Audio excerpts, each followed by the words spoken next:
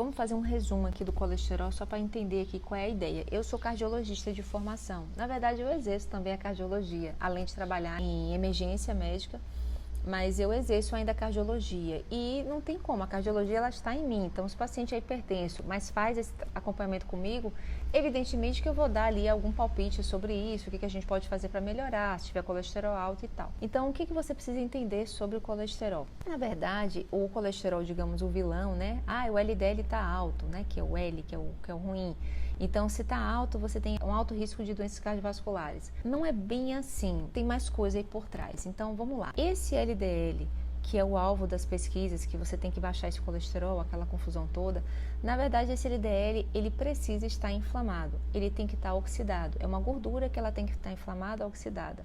Uma vez inflamada e oxidada, aí sim que ela realmente vai conseguir entrar nas células e vai conseguir formar aquela plaquinha de gordura. Então, você pode ter LDLs altos, mas se você tiver com um padrão de desinflamação, ou seja, se não tiver tão inflamada, tiver menos inflamada e tiver com os outros marcadores em harmonia, dificilmente aquele colesterol ele vai entrar e fazer o que acontecer. Por quê? Porque você pode ter infarto com LDL super baixo, LDL de 40 e de 30. Nossa, o paciente já está tomando remédio, o LDL está baixo, mas mesmo assim ele está tendo já o terceiro infarto, o segundo AVC. Por quê? Porque na verdade o paciente está só com colesterol baixo, mas ele está altamente, vamos falar assim, radioativo, não é radioativo, mas é altamente inflamado. Então, qual é a proposta dessa nova forma de ver as coisas, inclusive a cardiologia? Você tem que ver quem são os amiguinhos que estão ali do lado, a turma. Então, se eu tenho uma homocisteína, que é o marcador de inflamação geral para o corpo e também cardiovascular, se essa homocisteína ela tiver alta que eu digo não é nem o valor de referência, que geralmente varia de 15 a 20 como normal, né?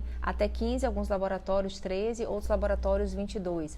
Na verdade é 8. Passou de 8, 9, eu já falo, esse paciente ele está com algum grau de inflamação. Ele não está fazendo a metilação direito, tem coisas aí que estão com deficiências e cria um ambiente inflamatório.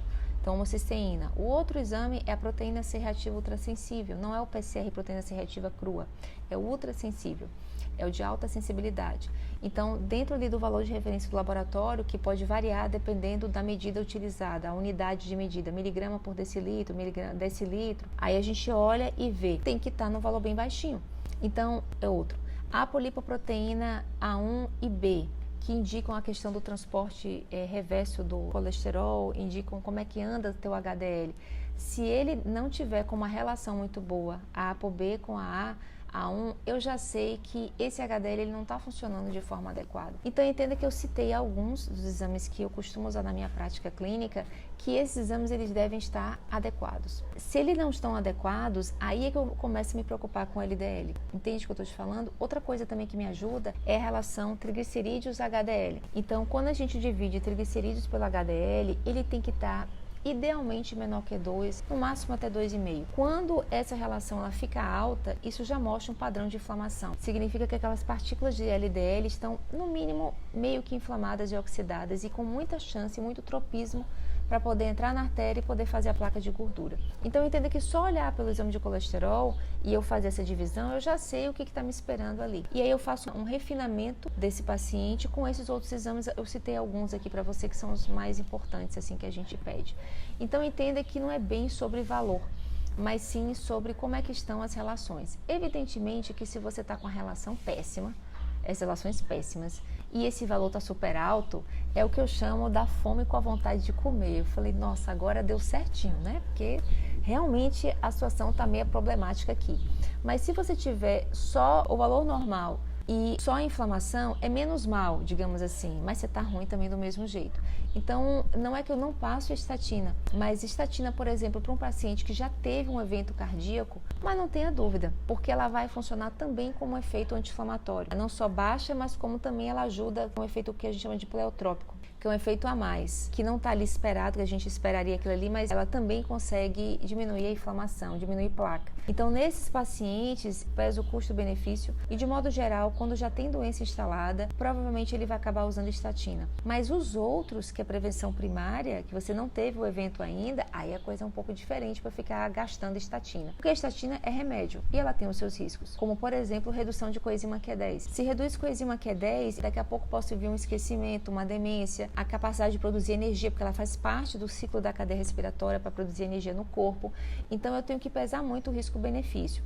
A outra coisa é diminuir o colesterol. Então, quando você diminui muito o colesterol, mas muito, a partir dos 60 anos, 60, 65 anos, você reduzir demais o colesterol, isso pode lhe dar problema de saúde. Você pode, inclusive, aumentar a mortalidade. Você pode ter mais demência, por exemplo. Você pode diminuir bastante os seus hormônios, principalmente os hormônios sexuais. Porque, veja, para você fabricar uma testosterona, adivinha?